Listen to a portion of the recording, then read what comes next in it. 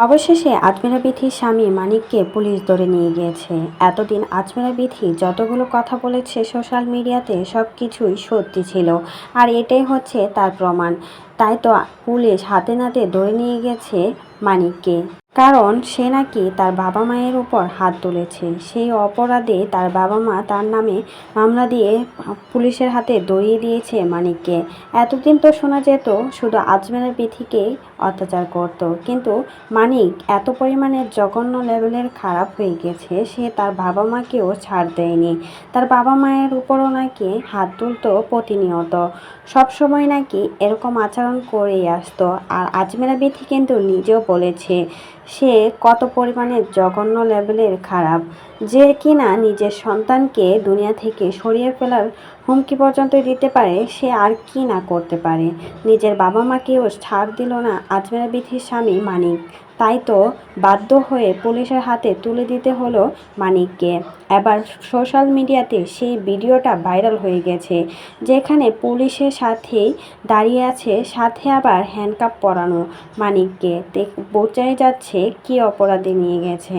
এতদিন আজমেরা বিথিকে সবসময় বলতো মিথ্যা নাকি নাটক করছে। আজমেরা বিথি অনলাইনে এসে যা বলতো সব কিছুই নাকি মিথ্যা, সাজানো, বানোয়াট ছিল। সবসময় এই কথাটাই বলে আসতো মানিক, অথচ এবার হাতে নাতে সবার সামনে প্রমাণ হয়ে গেল কে সত্যি বলতো কে মিথ্যা বলতো। এজন্যই আজমেরা বিথি সহ্য না করতে পেরে মানিকের সংসার ছেড়ে চলে আসছে। 6 মাসের মতো হয়েছে। এখন সে এসে কতটা ভালো করেছে এখন কিন্তু হাড়ে হাড়ে টের পাচ্ছে। যে কিনা নিজের বাবা মায়ের উপর হাত তুলতে পারে, তাহলে বোঝাই যাচ্ছে স্ত্রীর উপর কতটা অত্যাচার নির্যাতন করত আজমেরা বিথির স্বামী মানিক। তাই তো আজমেরা বিথি বাধ্য হয়ে তার সংসার ছেড়ে চলে আসছে।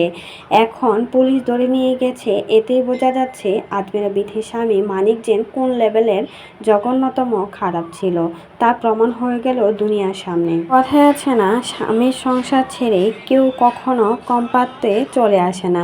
দুইটা সন্তান রেখে সাধে কিন্তু আজমেরা বিথি চলে আসে নাই। আর এজন্যই অত্যাচার সহ্য না করতে পেরে মানিককে ছেড়ে চলে আসছে। তার উপর আবার একটা বিয়েও করেছিল 3 নাম্বার। সে বউকে নিয়ে অনেক রঙ্গলীলা করলো, তারপর ওই বউকে ছেড়ে দিয়ে এখন জেল হাজতে বাস করছে আজমেরা বিথির স্বামী। তো এটাই হওয়া উচিত ছিল। তো এই বিষয়ে কোনো মতামত থাকলে সেটা কিন্তু অবশ্যই জানিয়ে যাবে।